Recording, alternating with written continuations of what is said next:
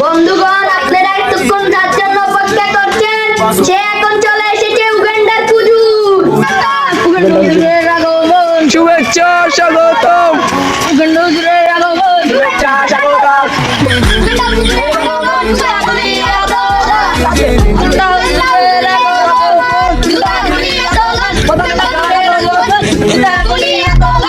মেহমানের আগমন, জুতাগুলির আদর। আমি যেখানে সেখানে মাহফিলে যাই না, কারণ আমি বিয়াপি ওয়াজে যাই।